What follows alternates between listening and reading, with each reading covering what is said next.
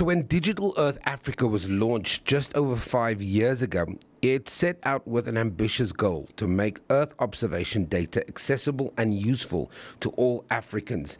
Since then, it has exceeded expectations, supporting real-world impact, influencing policymaking, and empowering governments, scientists, and communities across the continent with powerful environmental and socio-economic insights.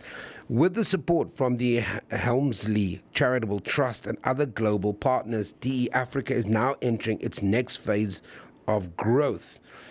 Talking to me about the next phase is the Acting Managing Director of Digital Earth Africa, Dr. Lisa Maria Rabello.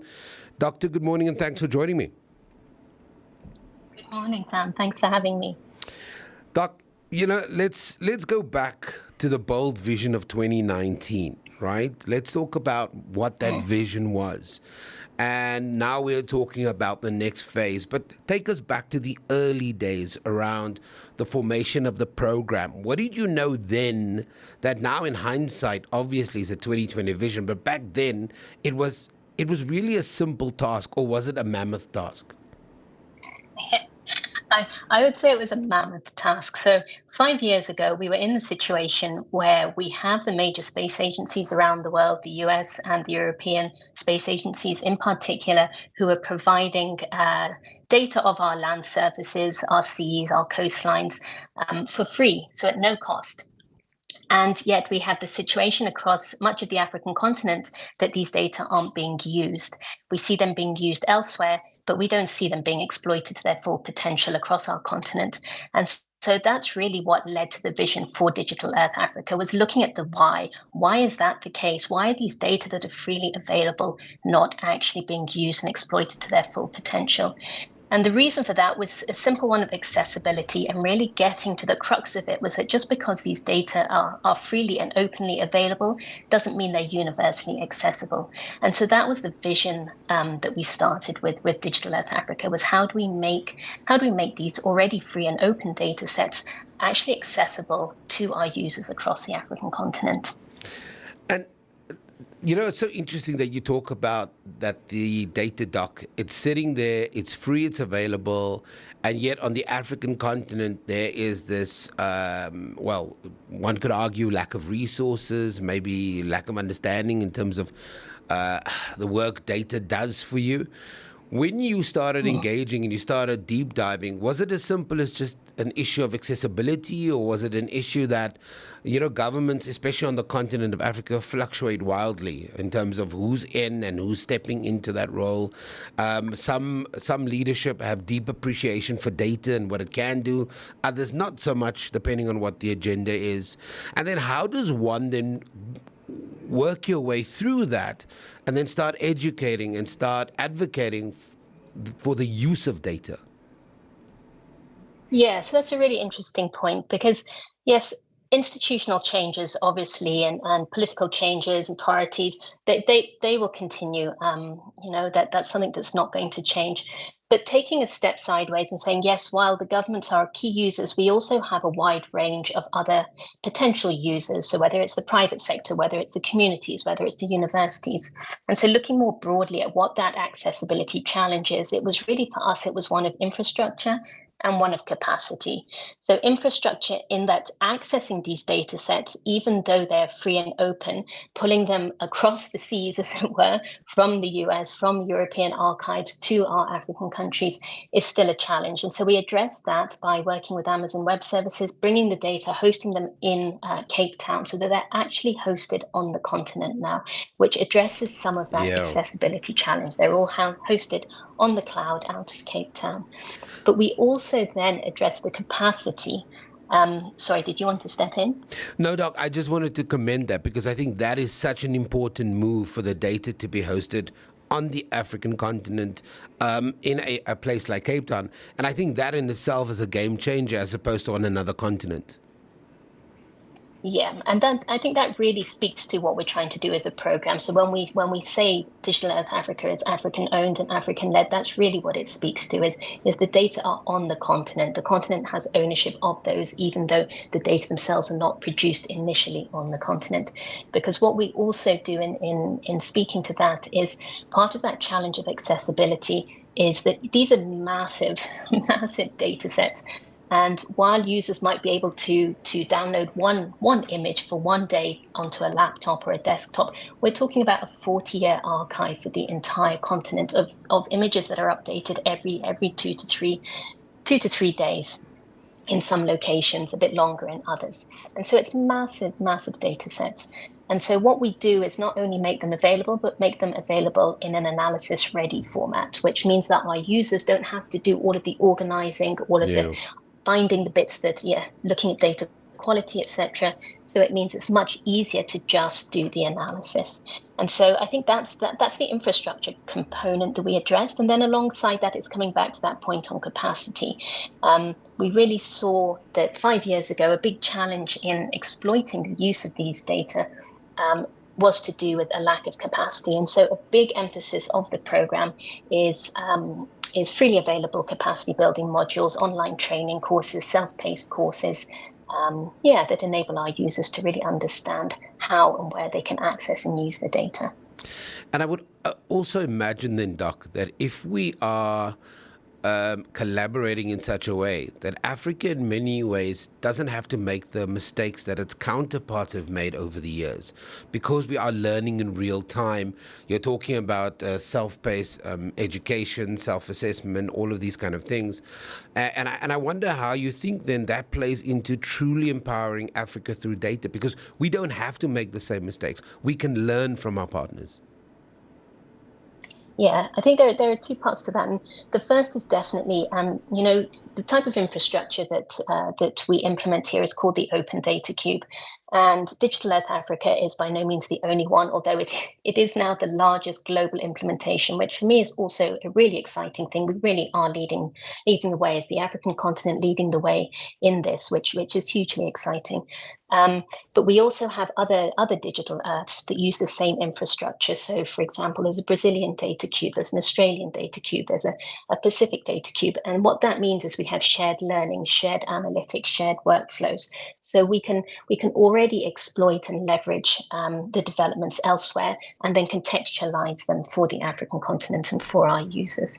So I think that definitely goes a big way to empowering and enabling us to just move forward faster. Yeah, and I think that's probably a lot of the advocacy work that's still left for organizations like yourself, even though you've got 30,000 users that's currently engaging with the platform. But talk to me about how DEA, how Digital Earth Africa has actually been able to influence the data in terms of decision making, how it's been able to improve lives. Work, for example, that you've done in Ghana or Nigeria. Yes, so we have various different applications that we develop, and then we work with our users to develop themselves.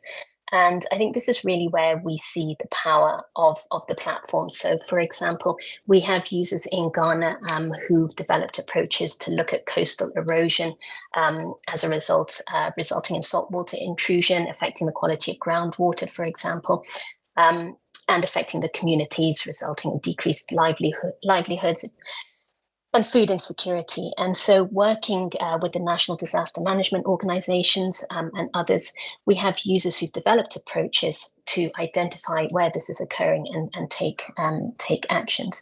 But the exciting thing about this is an application developed in Ghana, but because we have a scalable platform for the entire continent, a user elsewhere in any other African country can take that application and just implement it for their country.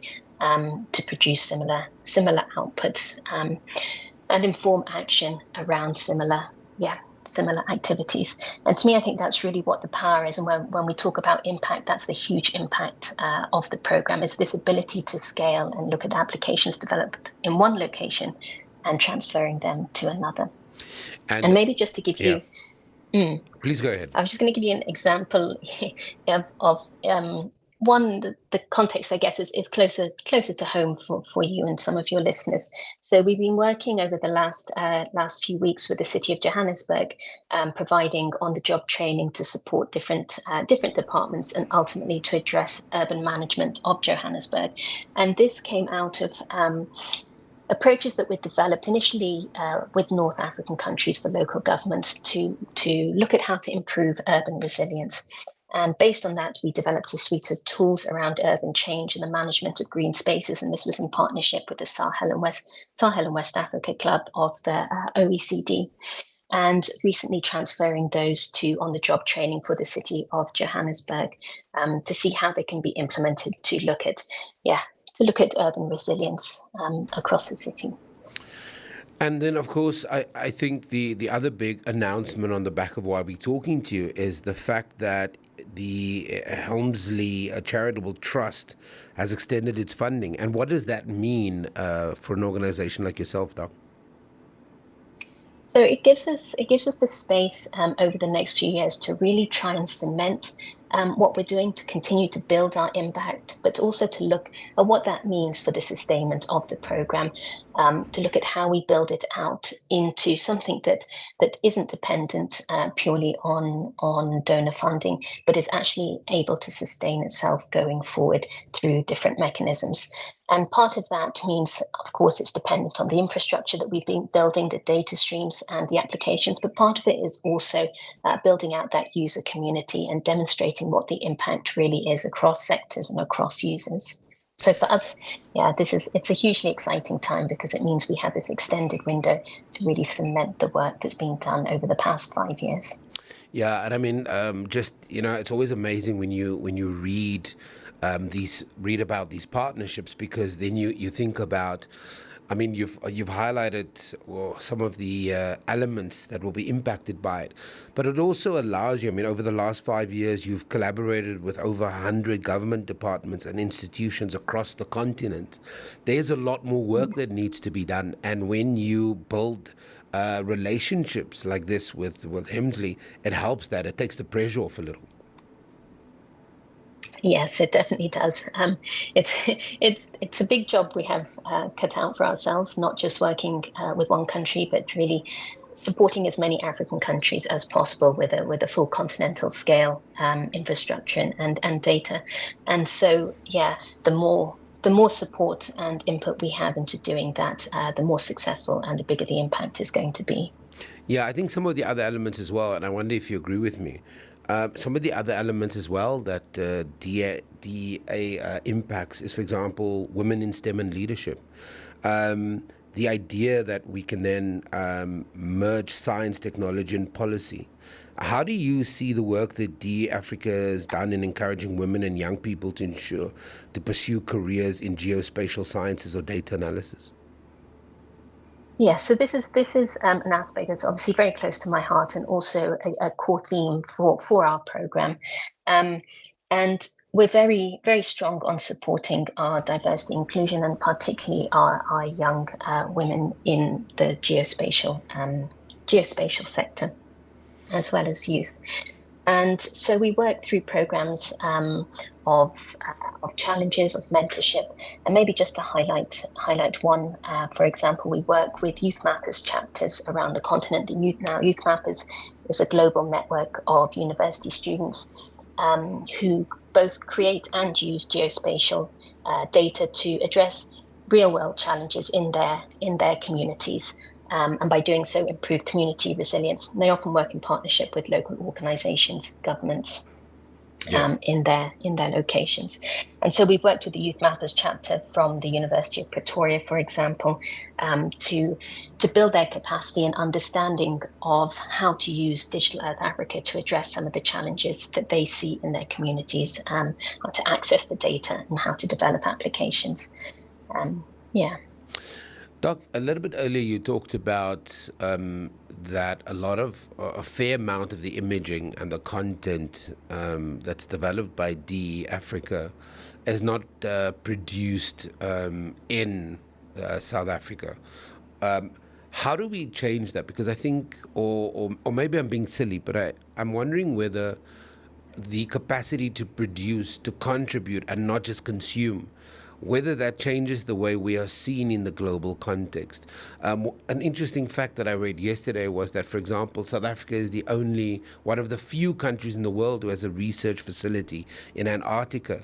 And that's why South Africa is such a big voice when it comes to issues pertaining to that part of the world or research. In your mind, if we become a contributor to, does that change the way we are seen? Yes, and sorry, that might have been a misrepresentation from my part, but South Africa is definitely a key producer of geospatial information, not only a consumer. So, in terms of the sources of data, what I was referring to was really the satellites that produce or make available the free kind of what we refer to as medium spatial resolution. So you can use it for a range of land surface applications, but it's not the very, very high resolution commercial data, for example, which you need to purchase and goes down to really the finest of details, buildings, etc.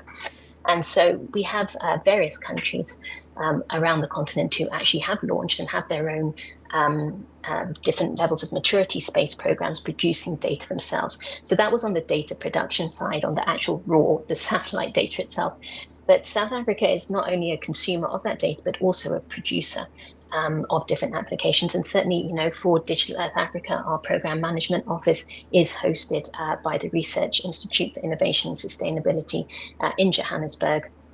And we work closely with various partners across the country to produce data. So all of what we refer to as our decision-ready products, which are the thematic outputs, whether that's looking at the presence and the absence of water, whether that's looking at agriculture, whether that's looking at coastline change, we actually produce those on the continent. And that's really what we're trying to shift with Digital Earth Africa, is changing the continent from being purely a consumer of data to being a producer. Yeah, and as we wrap up this conversation, I've got to ask you, Doc, and I don't know how you. I sometimes think it's a bit of a gotcha question, but I'm going to ask it anyway. Just in terms of the future of Earth observation in Africa, if you had to kind of paint a picture for us with that insight 10 years from now, what would that look like? So I would like maybe it's two different things. What I would like to see and where we'll be, but the direction, the trajectory we're going at the moment is really a very exciting one. We see programs such as Digital Earth Africa really driving this development, pushing this technology on the continent, and with Africa really leading the way in implementation. And in parallel to that, from the producer side of the data itself, the satellite side, we had spoken to that briefly just previously. We had a really exciting event last week at the New Space Africa conference in Cairo, with the launch of the African Space Agency. And so, with developments such as these, I would hope that within the next 10 years, we really see a very different participation of African countries and Africa itself in the space sector, both as moving away very much from that consumer only to really being a key player in the producer side of it as well. Dr. Lisa, thank you very much for your time. Really appreciate it. Thanks, Sam. Have a good day. Yeah, that's Dr. Lisa Maria Rabello, who's the acting managing director of Digital Earth Africa, sharing the journey with us this far in terms of just how data is reshaping Africa's future. And obviously, as I mentioned, she represents Digital Earth Africa, and they were launched just over 5 years ago. And it was to set out with this ambitious goal to make Earth observation data accessible and useful to all Africans. Of course, since then, it's exceeded expectations, supporting real-world impact, influencing policymaking, and empowering governments, scientists, and communities across the continent with powerful environmental and socio-economic insights. And as you've heard from Dr. Lisa, South Africa is a producer of that data. There's a bright future in terms of how we drive women and young people into what has been called, and I want to get this right, I don't want to mess it up, geospatial sciences and data analysis.